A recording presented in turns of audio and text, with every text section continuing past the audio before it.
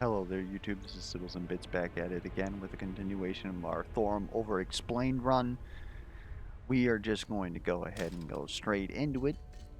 And what we are going to do is we are going to start looking at his heirlooms and his ultimate and possible interactions that you might be going for, right? So, maybe his ultimate is a better thing because of the fact that, for the most part, most people play this game constructed. They build their teams, and they're not like, you know, masochist people like I am and do like all random multi, right? So most people are looking at characters to achieve a specific goal. And as we've happened in this run, we've had Call of the Mountain. Like I've said, being able to pop your ultimate on turn 3 in the early game is very important due to the fact that turn 3 is pretty much like the tipping point of most fights, especially elite fights. And so being able to get that extra 2 fury out of everybody else, possibly allow them to use a second ultimate, or get to their ultimate if they have a 10 cost ultimate or they've been shuffling around. That's very powerful. Allows you to push and flip a fight. It starts at 10 shield, which is okay. Like, any shielding is good if it's mitigating damage. And it upgrades to 18, which is absolutely incredible. It's been doing a lot of work for us in our game, and I'm actually quite pleased with Call of the Mountain. I'd say that if you had characters that were focused on ulti spamming or had like low cost ultimates, this is incredibly powerful. And as I mentioned in the last video, Thoram in general is just very good at pushing ultimates out of people, much like Angorn.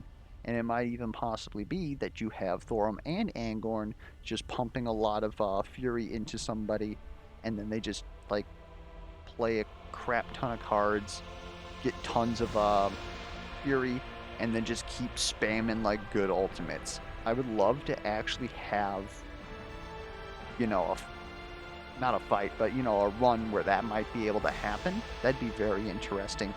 Otherwise, like I said, low cost ultimates on the team. This is gonna help you out. Any team that needs like a good AoE block and also his other benefits, Call of the Mountain is going to do very well. Now, runic etching, I was not able to get the listing of things that this does, but in the original listing, actually, let me just get this, right? This is going to be like big oof if this isn't what it does. But I have the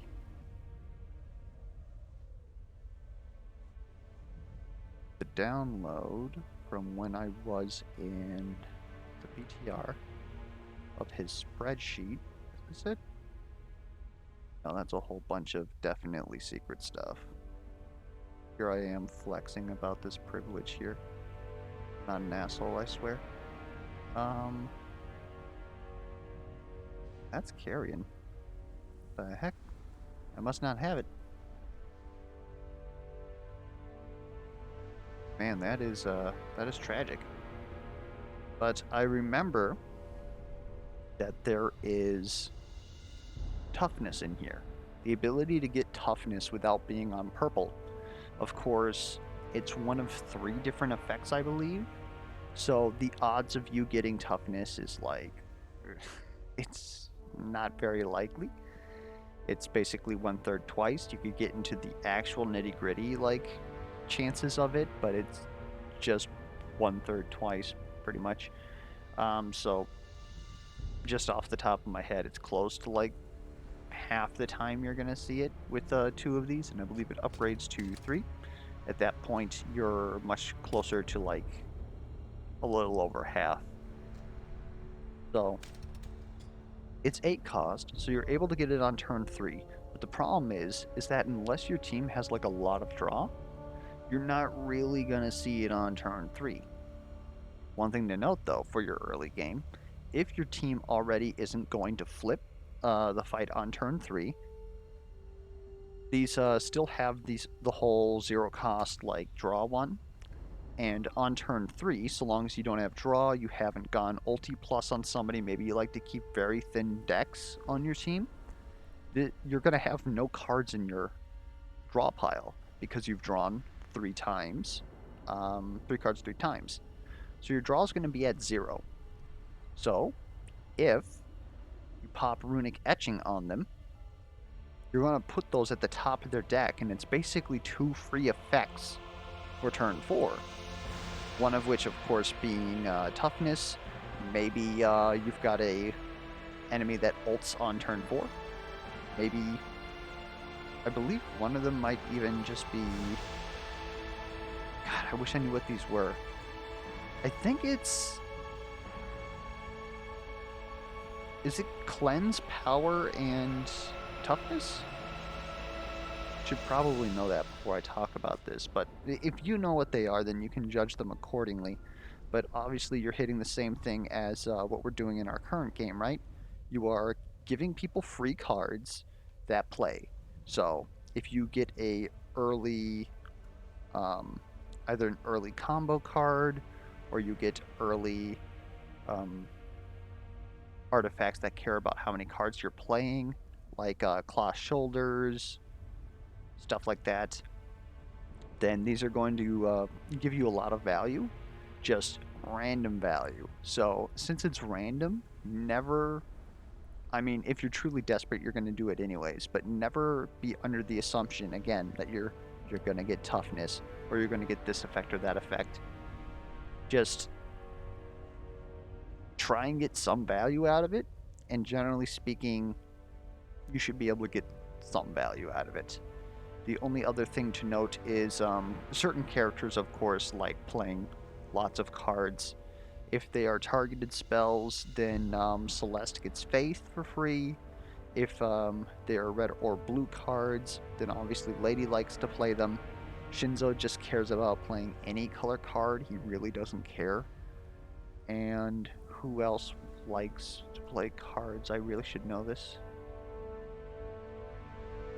I'm gonna say that that's it, even though I don't think that that's true. Anyways, you can get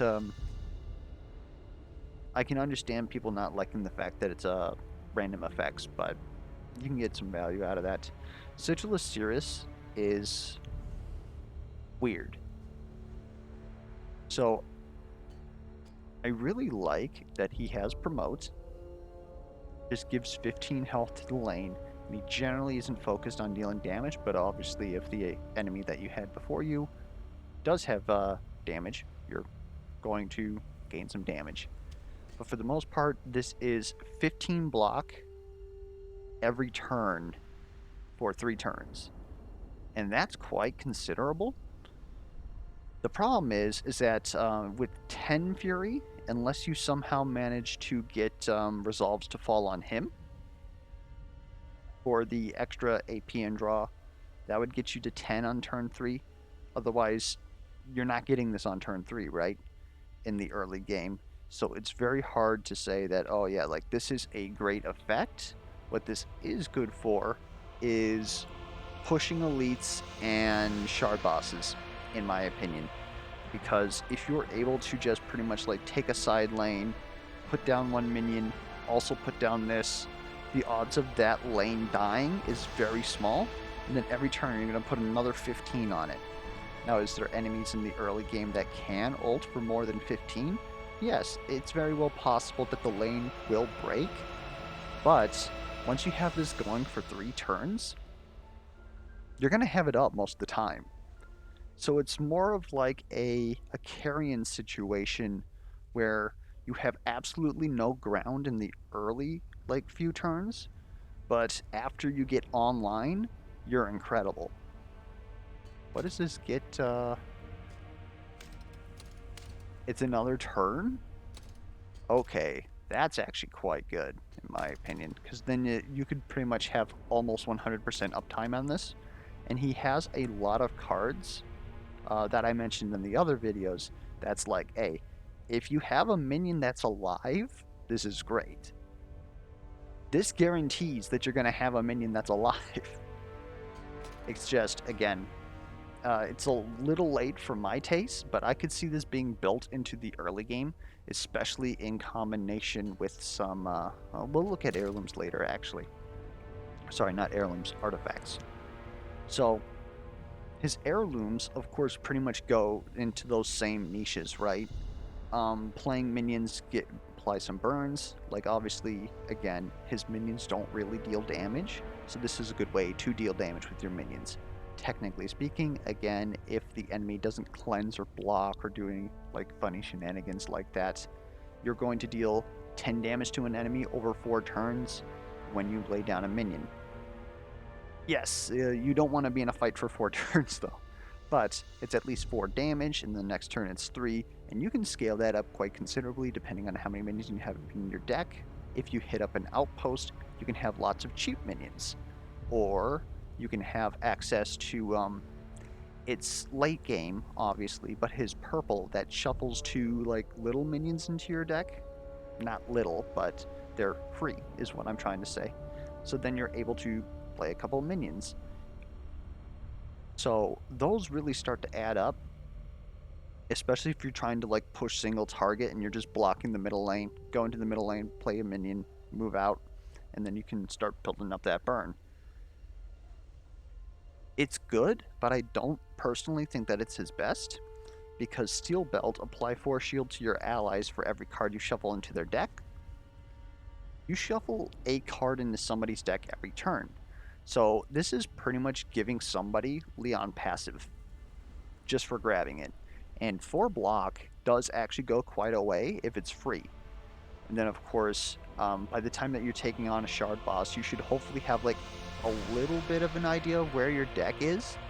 So if you do have like say two of the shuffle cards, either weapon crafting or armor smithing at that point, and that's your idea at this point, is you're like, oh, okay, the run wants me to support with Thoram, and say, like in our case, Lady's doing all the damage. So then having Steel Belt would be pretty good if it was like given to you, because then you're shuffling 2 cards. And so that's 8 shield that you're applying on top of the effects that you're doing. And especially with armor smithing, it definitely covers the fact that you're not shielding now. You're shielding later. And so you're sort of covering them for a number of turns, similar to the aspect of Cirrus, or whatever his middle ulti was. Another thing that I would want to test, which we're going to see something along those lines today with if we get a shrine buff. If you shuffle shrines into your deck, it could possibly count as shuffling into your deck. So then you get Force Shield at the start of turn 1, which is not insignificant because enemies generally attack on every single turn, and so it mitigates your like maybe shitty first turn. Otherwise, Forge Hammer I think is absolutely incredible. I still didn't test, or at least I didn't go back to review the footage to see if we were putting 2 resolves into that person's hand from his passive. If that's the case, this is absolutely insane. I think it's probably one of his, like, it would either be Forge Hammer, or if you needed the burn for whatever reason and you were playing a moderate amount of minions, maybe Horn of Cirrus. Otherwise, Steel Belt is fine. If I saw Steel Belts alone, it's not like I wouldn't take it, right? If I had a better heirloom for somebody else, maybe I'd take it. If I needed shield, absolutely. Otherwise, Forge Hammer, if you're okay, I would say a team that can defend itself moderately well and wait for the effects, Forge Hammer's ridiculous. In my opinion, this is probably one of his best, but obviously if you don't have any shuffle cards, then it's absolutely... Although if this works on Resolve, like, that's pretty damn good. Anyways, go ahead and start taking a look at some artifacts. And so the main things that we're looking at here is, what does Thoram legitimately do? We know that he applies burn in large amount of his kit. So that means that you are generally looking at, okay, anything that plays off of burn, which most of these are quite insignificant. Maybe Hellfire Spear would be good on him. Ember Flame Bracers, maybe. I wouldn't say that these are things that you would be looking for him. However, if he's burning things, he's enabling Fiery Wand and Infernal Lash, which is good damage and sustain. So, I don't know, seems pretty good to me. Otherwise, you can always, if you're actually like getting good burn going off, you could go for Wizard Hood, Ember Flame Bracers. If it's kind of hard for him to taunt because he only really has the one taunt card. He is blue, so you could use Boomerang, maybe Molten Curio, because technically speaking, you're still being hit, and a minion in your lane is technically taking the damage for you. So you kind of, again, if you have block, being hit isn't that bad, especially with you when you have an on-hit effect. But it's harder for him to taunt than other characters. Another thing that he does is he puts free cards in your deck, so anybody who likes playing cards,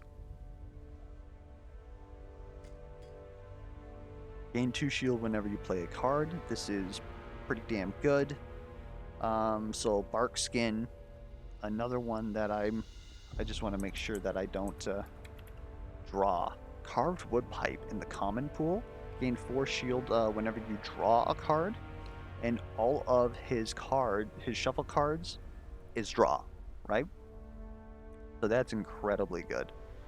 Otherwise, going back to play, minions you play attack right away. That is not very good. The other one that it was like right here a while ago. Just reset that. Banner of Command. The minion in your lane attacks at the start of each turn. We don't care because his minions suck at attacking. So other people playing cards, he generally shuffles in blue and red cards. His blue card is something that's played on an enemy, so maybe they're using Ember Flame Bracers. Maybe he's using Ember Flame Bracers. Unfortunately, he doesn't really gain a lot from Elemental from Elemental Maul because his Elemental cards, his freebies don't really generate Fury. But maybe he's trying to ulti spam, and he's utilizing, say, the one Golem minion that gives Fury every turn, and plus he's got, like, maybe Call them out and something like that. I think that'd be a little bit janky, but you could still get away with it. People who have cloth shoulders are gonna love him. Commander's Horn is okay. Like, the +3 health doesn't really move the needle on his minions, in my opinion, and the +3 damage it's something. I could see him with Deadly Repeater with a number of cards. With his burn cards, with his minion cards, his shuffle cards. I mean, Deadly Repeater is just it's just good, because if you ever have a card that you would like to play multiple times in a turn, but you have to draw that card, you have to draft that card, right? And legendaries you can't have multiples of. So this allows you to play not only multiple legendaries, but multiple legendaries in a turn if you can afford the cost. Minions gain +5/+2, but you lose 2 health. I could see you getting away with this, because getting a little bit more damage would be nice. I feel it a lot more than just +3/+3, but maybe I'm crazy, and this is also pretty good.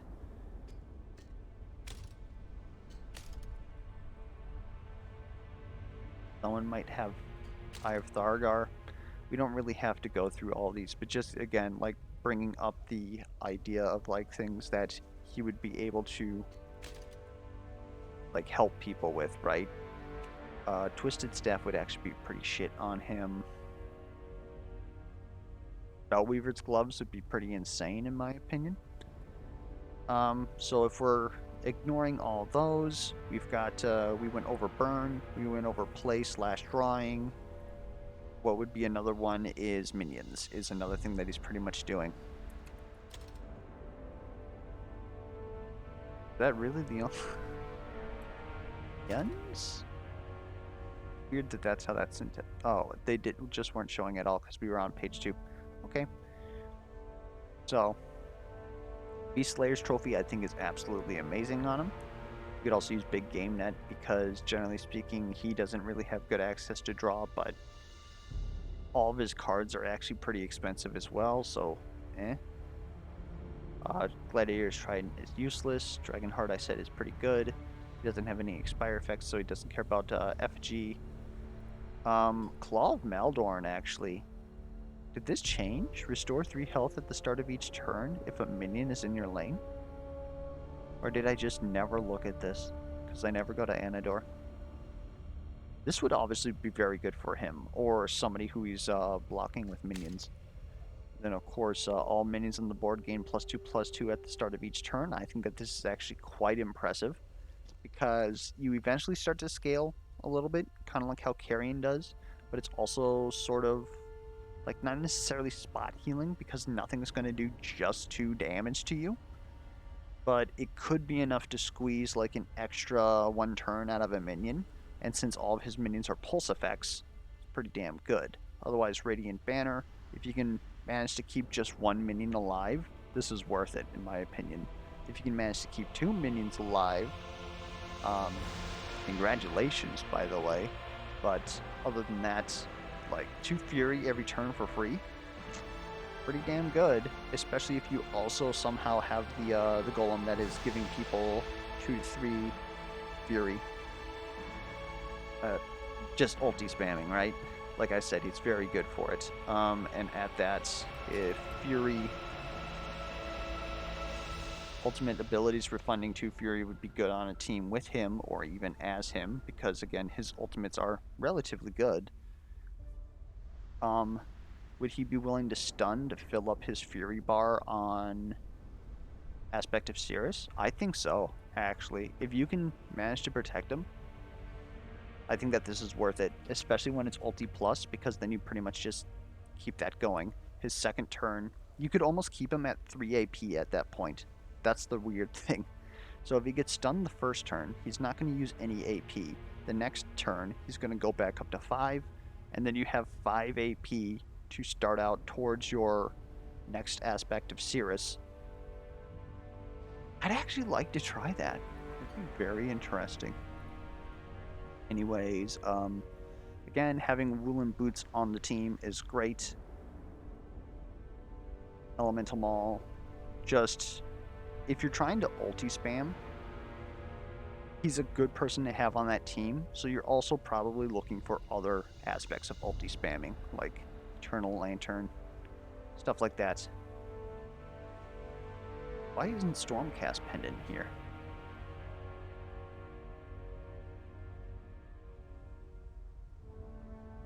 Weird. Oh, because I went Fury, not Ultimate. Again, being able to play your Ultimate for immune, being able to play your Ultimate for power, cheaper Ultimates on somebody, being able to have them regen health off of their Ultimate. So those are the 3 like primary things that I'm seeing when I look at Thoram. Again, Burn, Shuffle, which is, you know, playing cards, drawing cards, and Fury Ultimate. Technically, that I missed minions, so that's 4. My bad. But yeah, and because of that, I think that he can easily facilitate.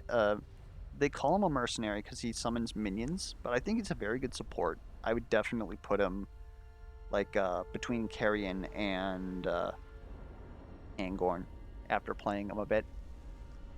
And he feels different than them too. Anyways, that was 25 minutes of me explaining all that shit. So, let's get to it. Try and get you guys a video today. I'm running a little bit late due to having to run errands. So, okay, that's good. Quests was completed and we didn't claim our reward, so okay.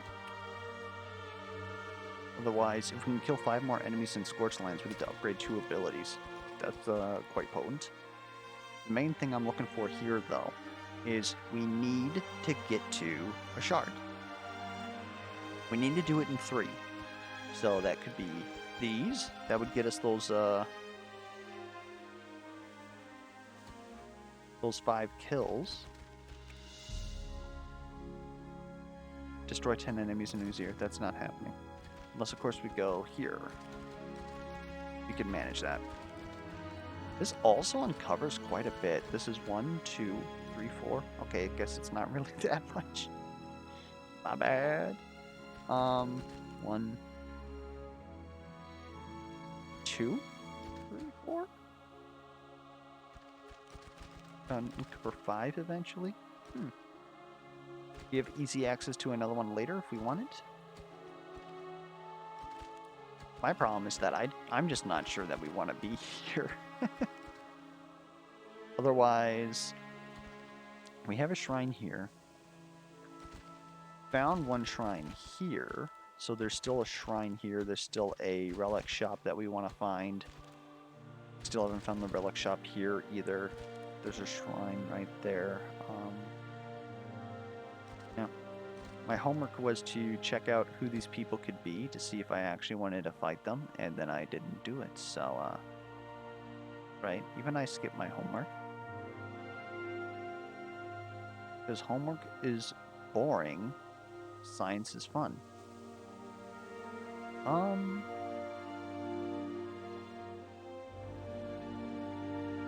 I feel like it's a pit. Like, we definitely want to come here because of the fact that we're just, like, absolutely bodying these things. I checked the footage, and this shard that was, like, right here, we killed on turn 3. It was absolutely ridiculous. We are popping off the top. So I think we're actually gonna... There's our relic shop. Ooh, baby.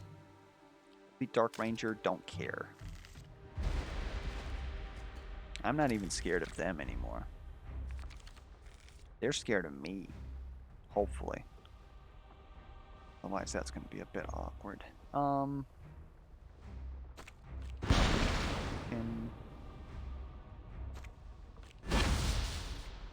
Get most of that. Get the crit there. Actually quite spooked of this guy, so I think that's what we're gonna focus on. That. Extra energy for next turn. Ooh, what I actually should see. There is 2 resolves. Oh my good lord. Yeah, Forge Hammer. Obviously, if you're doing a burn build, you don't care about Forge Hammer, but if you have to fall on anything, it's probably his most consistent just because of that. Anyways, nobody cares.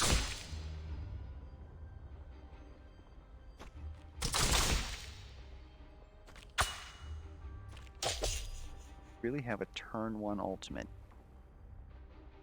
Shame there's really nothing there.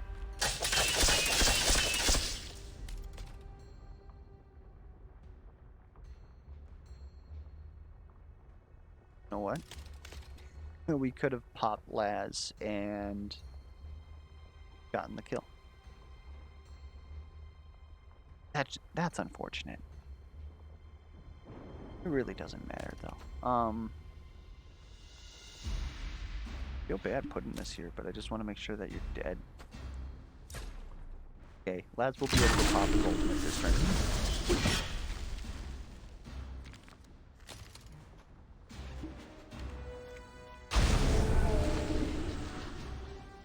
Alright. That was stupid.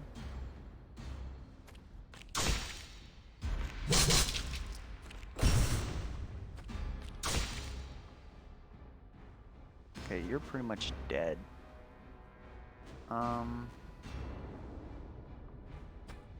This... Excuse me, my Fury? I probably already procced it. Get that shit out there. We're gonna take this hit. There's not really much we can do about that. That's fine. I guess then we can't really proc Valiant Strike. Let's just get some more damage.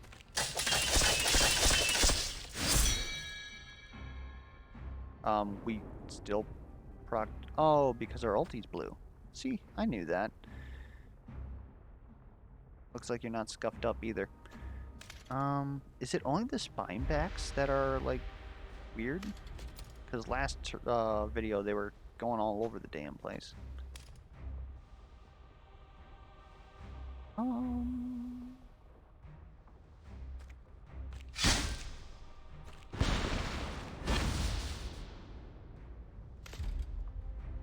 Care about that.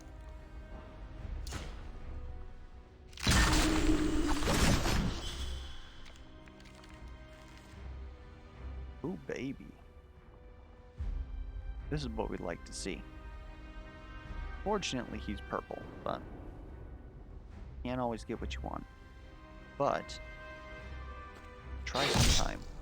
Just might find you get what you need. Oh yeah.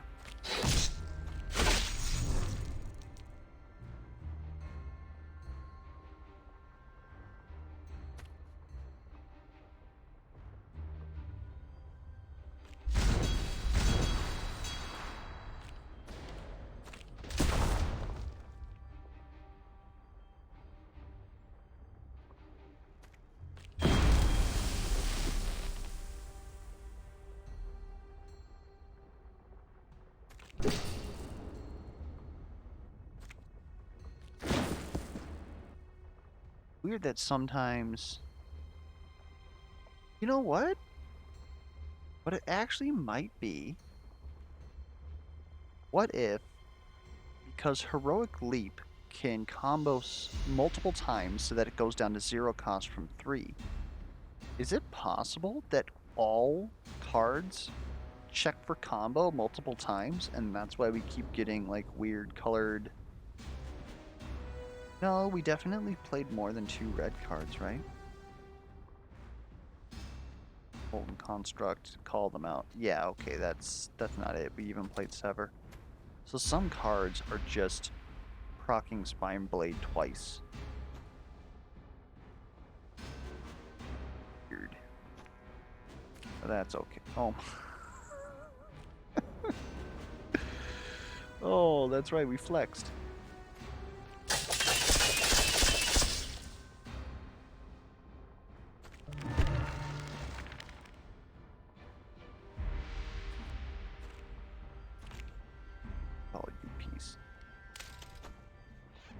Not getting away from me. Dispel to all enemies, because it's a major buff. God damn. Whatever. Not important anyways.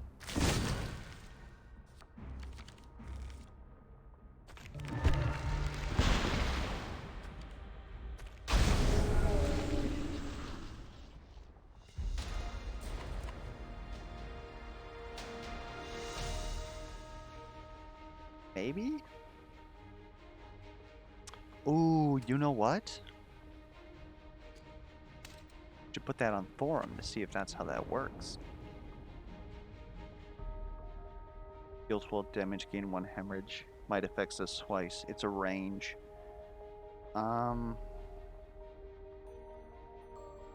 No. I would much prefer to put armor crafting on, or Deadly Rush on Lady. Apply some more vulnerable. Upgrade to vulnerable. Yeah, I would honestly much prefer just armor crafting. Crazy, but it's true. You guys aren't allowed to tell me I don't feel. And I feel pogged when I have 3 armor crafting because it makes me indestructible.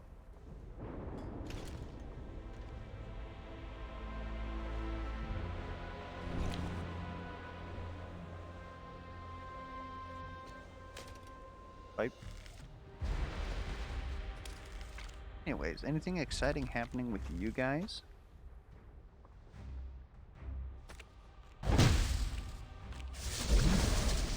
Personally, there's a whole lot of shit going down.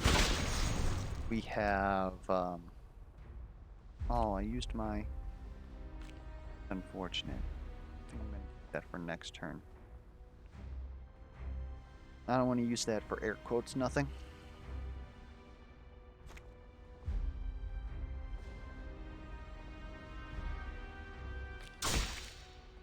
Over there. Do that.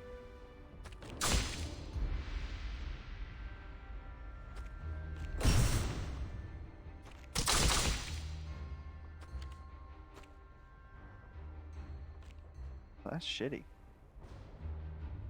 That is straight up shitty. It's the right move though.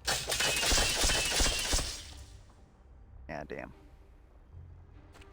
We'll hit you with a little boop.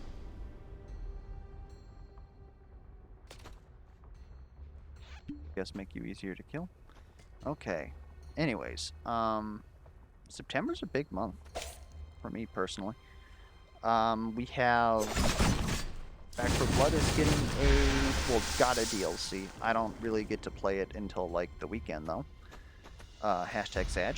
But it's going to be fun because I'm going to be running a Twitch stream on labbing, which you guys over here in Arcanium probably don't know, but I pretty much just... Oh, wait, did this give us 2 medallions?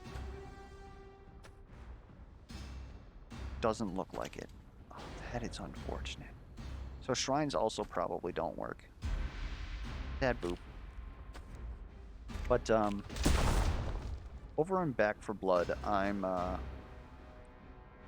what I would call a scientist. I'm not very good at the game, but I know a lot about the frickin' game. And so, work on me here. Sorry that my speech is all sorts of disjointed here. Squeeze this out here. Whatever's fine.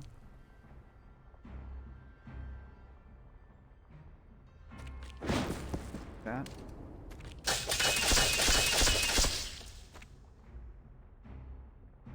Yeah, it's just spine back, it seems. It's all scuffed up.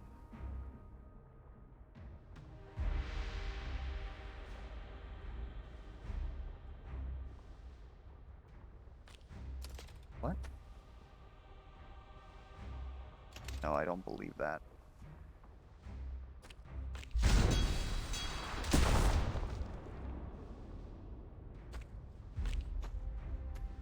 Oh, you can't.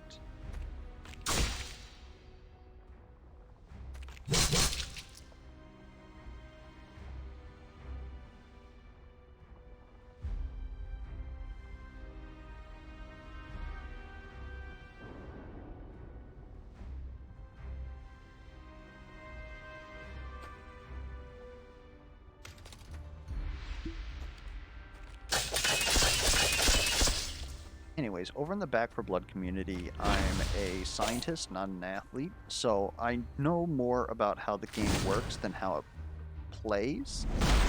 And I run a Discord that's all about like breaking the game down, figuring out how everything works mechanically, finding a whole bunch of bugs in the process, and then of course there's a bunch of people who are much better at maths than I am that and of course playing the game that they're like, oh, okay, so like this is how you optimize everything. I'm just like, okay, cool. I know how this card works and I like it. And they're like, but it's not good. And I'm like, it's good enough. I'm able to beat the, well, the second highest. You can't matchmake on the highest difficulty in that game. And it gets me by just fine in that, so I really don't care what's the most optimal thing is, as you may have realized, because I come into this game and I just all random and figure out like how to play with all these toys that are in the game. And that explanation probably didn't come as much as a surprise to those of you who, like, you know, frequently watch the channel. You're like, oh, yep, that definitely sounds like Bits. He's insane. Yeah, probably. Actually, let's get this off. Even though that's going to be wasted on you. We're not really planning on using it anyways. Less flax. Not even going to be able to use the big number ulti. And you're pretty much dead, so whatever.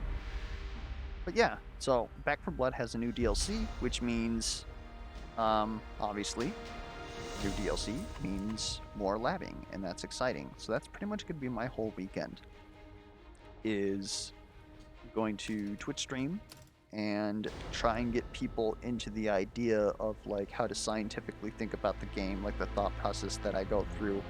I've actually like I've muted my own Discord because I don't want to see the answers to questions that I want answered, so that I can show people how I do it there. And again, like to most people that probably sounds like freaking weird, but it's not said as a flex. I'm just built different.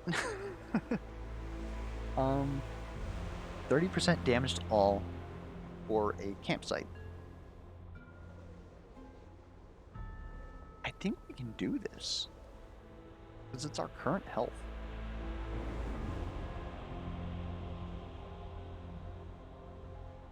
The thing is though, is that he has 315 health. Holy shit, that's right, because we've got the extra modifiers on. And then of course he gets stealth every, what is it, 15? 40. It's not that bad. So our main way of killing him is Lady Flex into ult. Can we do that in 3 turns? Maybe. Maybe. Especially if we get vulnerable out ahead of time. We don't necessarily have to do vulnerable that turn because we can get the AoE and start stacking it up.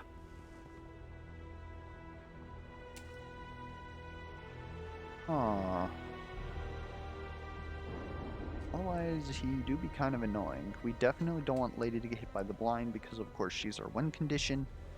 And all this is for a campsite. It's only 30% damage, though. I think that that's worth it. It's really like him himself that's like the scary part. Because if we're doing bad, 30% of our current health is not going to do much. You here is not fun either. You piece. Why do you do this? Fine. Start getting that out there. Guess this guy's gonna get burned.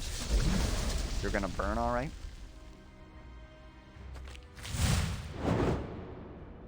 That's pretty much free block. In fact, you know what? Maybe we eat it.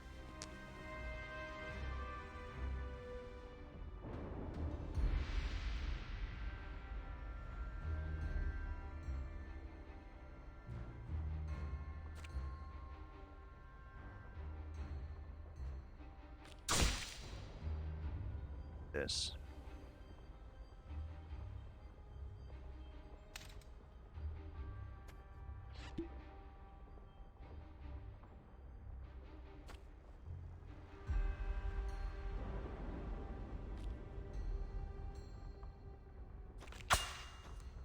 I'll waste a little bit of fury, but it's to get this going about. Ooh! Risky? Yes.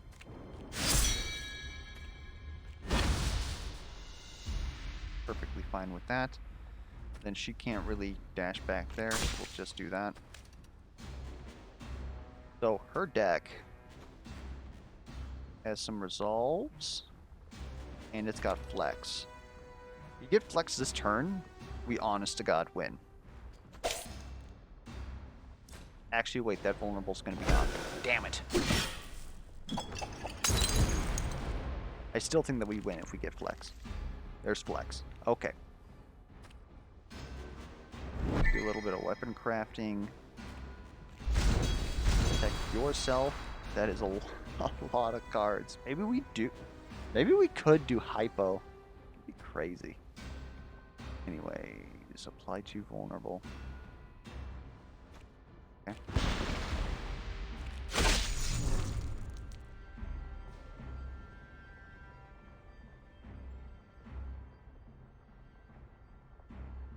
Can't get away with playing this.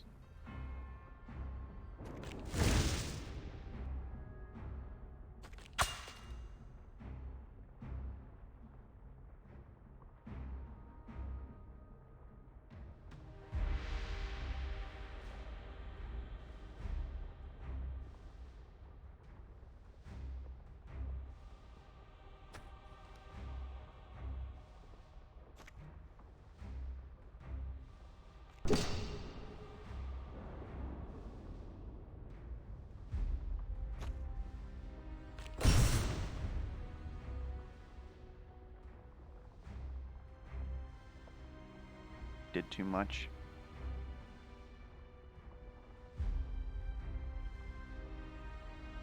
$17 by 5 ain't gonna cut it.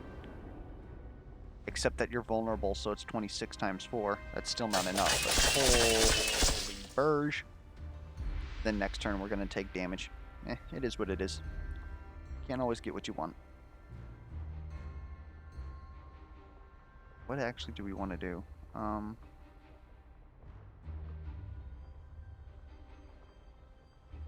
Actually?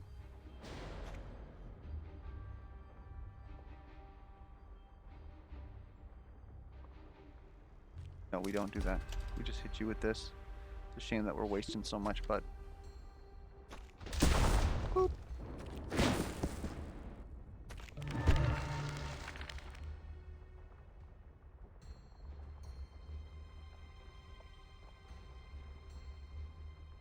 How can I use this?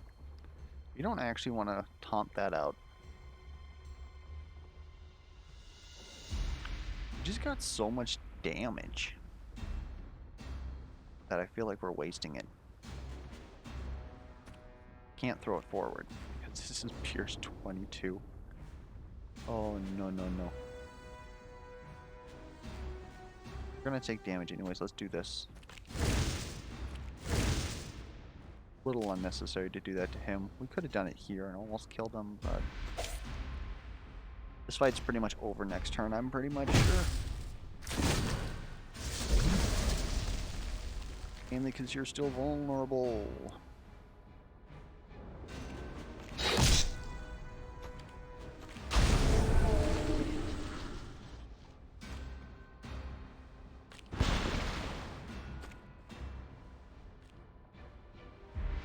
Don't win this turn. We're gonna run into some frickin' trouble, though.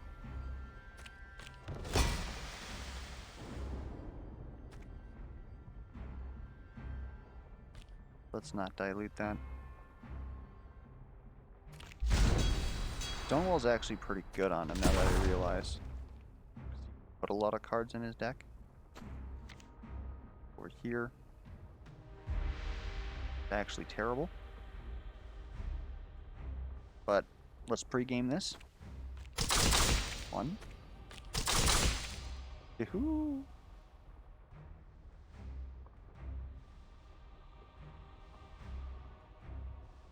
Would that kill?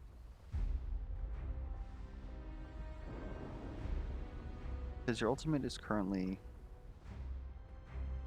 Yeah, it'd kill because it's going to be 15 times 5. We're fine. Oh, we're going to miss it by 1. Hold up. That was close. Good shit.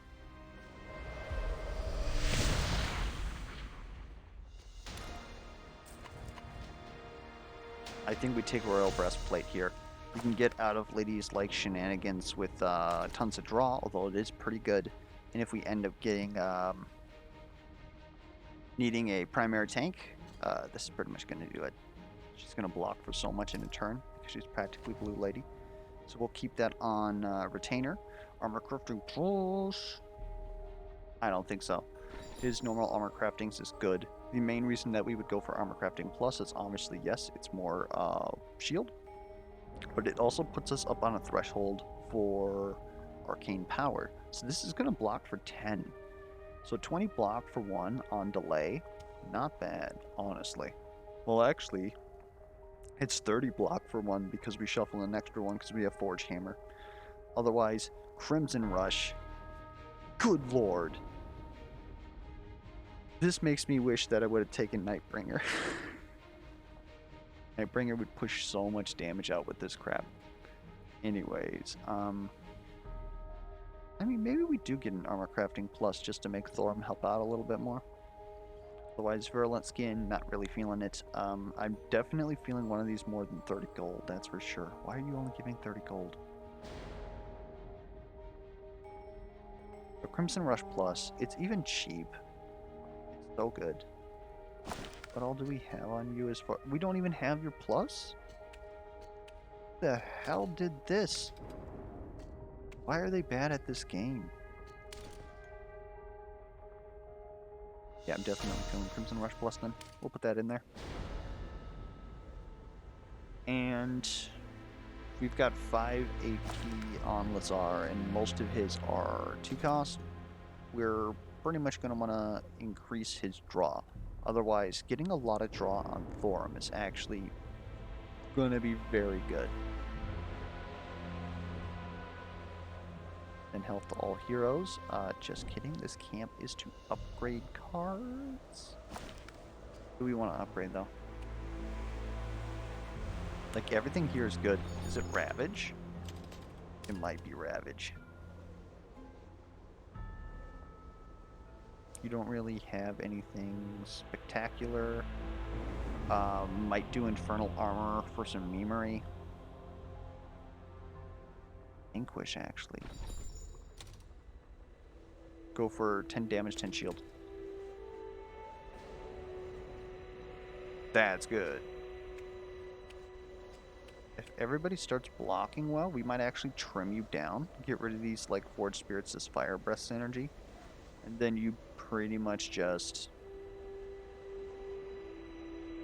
tinker away at things, right? I think we want a good minion. If we get your Golem, I think we do that.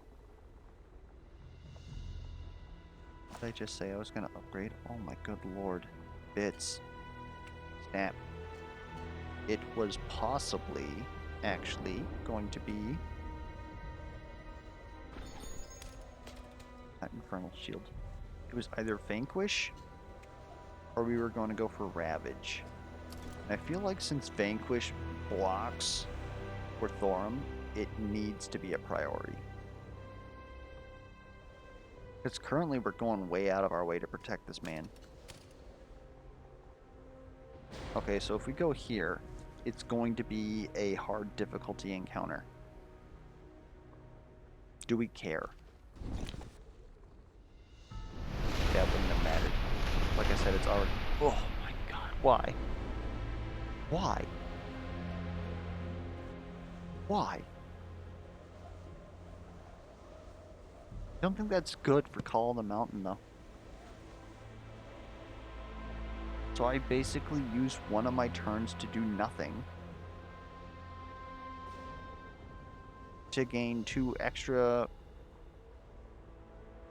like Fury in an AoE and some block on the next turn, and then we gotta do it again. No, we want that to occur on turn 3. So Medusa's Gaze doesn't happen here. Otherwise, it's pretty much Obsidian Ring, and it might go on Lazaar. I don't know. That makes me like it a lot.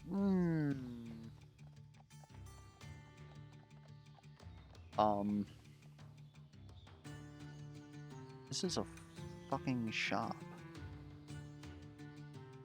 What's on Thoram?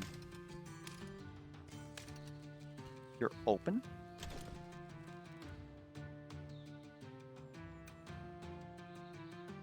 We just got purple cards give Hex. We have access to Hex Crit. We have access to Sustain. We have Execute, which is amazing, especially because we can pretty much do... if we get the right hand, we can just, you know, take off 75% of a shard boss's health. So I'm seeing Echoing Tome on either Thoram or Lazaar. We don't really have a good like echo hits, but Thoram does have his one Vanquish, so he'd be able to pretty much get 20 free block on that turn. Or 1 currently. Lazaar puts on Hex on hit. Would he? Yes. Over Venomancer's one? Absolutely. Can Lady afford to deal critical damage against targets affected by Hex? Because if she can crit, it's over. Spine Blade. Done. Okay. This is pretty much over at this point. Can you afford... You don't really need to crit anymore if Lady's critting. theoretically speaking. How many purple attack cards do you actually have? You have Dives. Dives, Ravage, Vampiric Bite. Okay, so we're pretty good. I almost want to buy out this whole damn shop.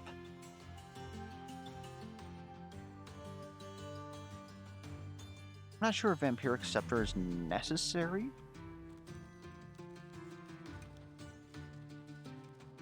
An Echoing Tome isn't necessary. I just like the way it looks. So I think Dreadful Executioner and Voodoo Trinket come here. And before I realized that I did not get... Okay, no, I do have Obsidian Ring. Oh my good lord.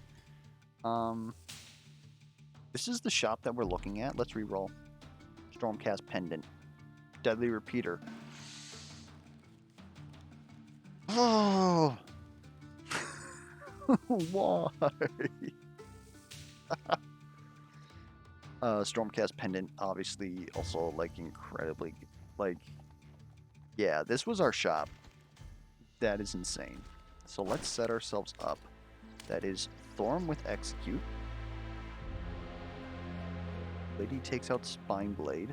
Puts on Voodoo Trinket. 2. Put on Obsidian Ring. Oh, over Venomancers. 2, can you... We tested Lost Medallion. I actually think that Spine Blade on you isn't bad. You have Infernal Armor. Maybe the idea is that you take another Infernal Armor. Get rid of a Forged Spirit. In fact, I almost think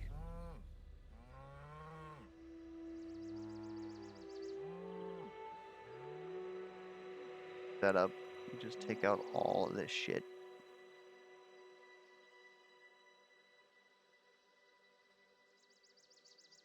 Molten Construct's pretty good though.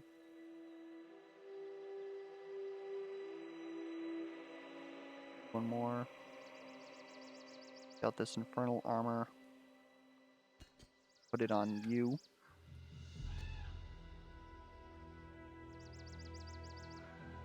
Now we've got 2 Infernal Armors, which are going to combo. We don't care about losing a minion because we have no minion. I don't know, maybe that's a little bit janky actually.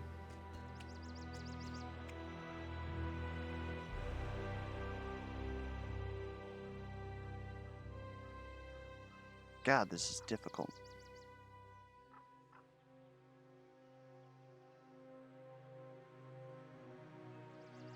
Take out the Infernal Armor and give you Molten Construct. It's still 12 block and it burns.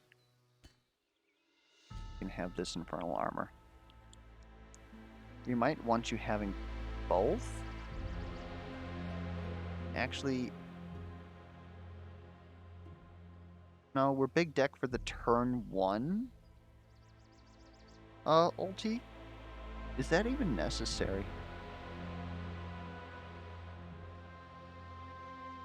Everybody has red cards. We don't necessarily need red cards. We get rid of the dual strikes, maybe? Vault Strike's still pretty good. Take a look at this. How's this looking?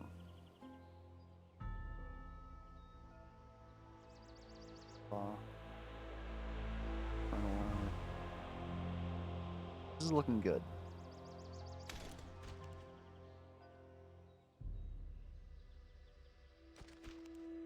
Besides, don't we have Stormcast Pendant here?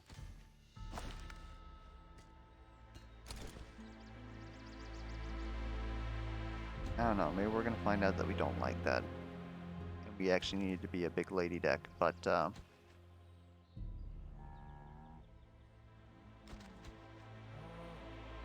one way to find out. Do again. Apply 6 weaken wound upon damaging us. Okay, that's a little bit annoying. You have a stun. Unlock a camp? Eh. Really don't care for that right now. Like, it's an upgrade, but that's about it. Otherwise, if he bops us, maybe we would have wanted that. You're good to go.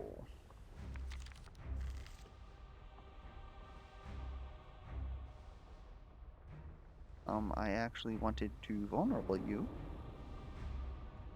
I can has vulnerable.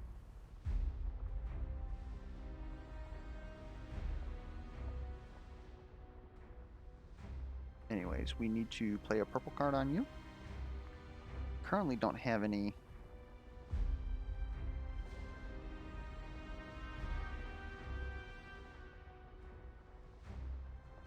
Goes like this.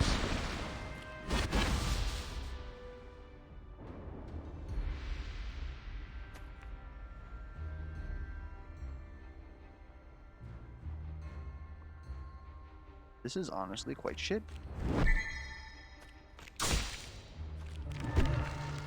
Thank you. Thank you. That was an idiot. That was an idiot move, I should say. Then do this way. We're gonna get lots of block. Good stuff. Good stuff.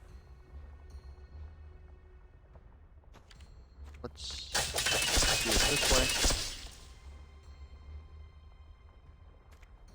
And we have a ton of this, so... Yep, that's half your health. I believe as the kids say, let's go.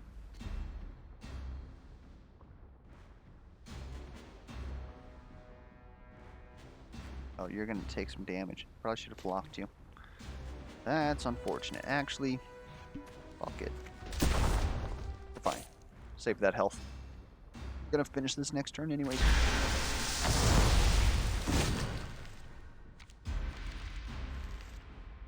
Get damn right we are, because we have Sever. Okay, so we're gonna Shloop. We're gonna Blue.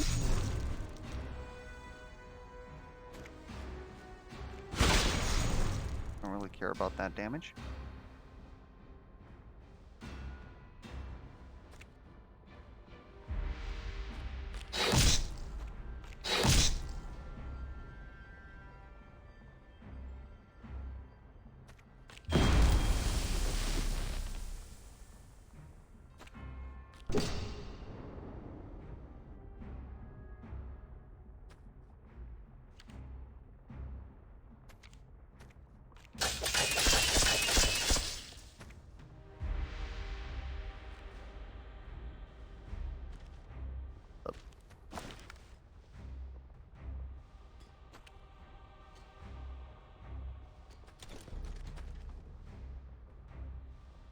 Blade Flurry Plus is only hitting 4 times. How have I not noticed this? Because it's supposed to upgrade to Multi-Strike 5.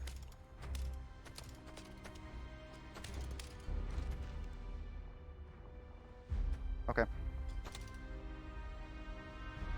Hold up.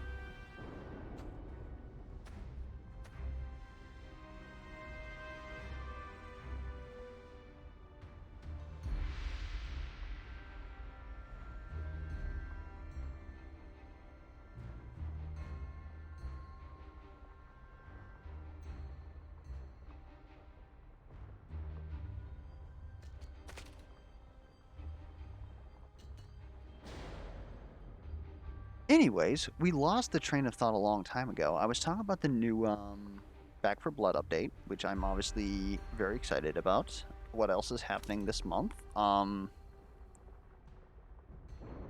We have Last Epoch, which is an action RPG. Again, lots of character building and mechanics and shit. It's getting its multiplayer beta coming up, so I'm probably going to be playing that with friends.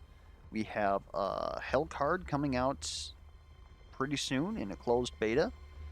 That is a roguelike deck building game that's cooperative, so you're probably going to be seeing some content on that. I've played the technical demo, and I really dig it. Hopefully there's a lot more meat to it once it actually gets released. And definitely going to be giving that a try, currently in the testing for that. There's something towards the end of the month. What the heck is it? Oh, I think it might have actually been Hellcard because Tacticon is coming up on Steam on September 22nd, and they're going to be featured there, so that'll be interesting. Get a lot of fresh eyes on it. Hopefully it pops off because they deserve it. Hellcard is made by Thing Trunk Games, who has like this very cutesy like papercraft style, and for the most part, it's oh my god, that did a lot of freaking damage. Shit. Sorry. They released a game called Book of Demons, which was kind of like a watered down sort of, again, sort of cutesy action RPG where your character's on rails and there's lots of interactions with like clicking things and putting cards in the right places and stuff like that. Had a lot of heart, but didn't really have a lot of like meat to it. It was just more of like not necessarily an idle game because you had to like click a whole shit ton, but it was like a clicker game that didn't feel like a clicker game. It felt like a game, and it was very nice. And so them coming out with a roguelike deck builder is very exciting. It's so just ready to get my teeth sunk into that thing. That elite fight took like 5 minutes, by the way, if you take out me talking. Again, we're looking at all these here. I actually feel 53 gold more than any of this because I'm not willing to, in this setup, part with Thoram, not just giving shield. Like, actually, the shield might be better slightly than getting more cards. I don't honestly feel that with this team, though.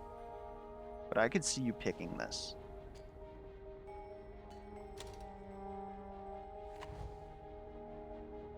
Ooh, do we have a burn?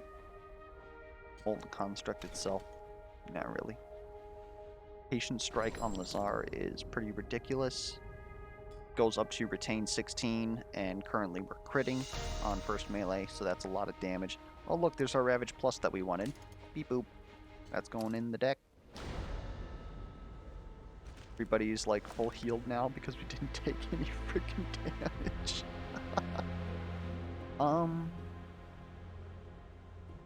Why don't I don't think I want a Fang Strike.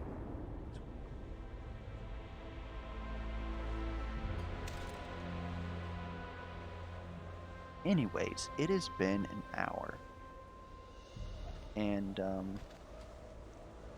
again, the original question for you guys is, do you have anything exciting going on this month? You can feel free to leave that down in the comments below.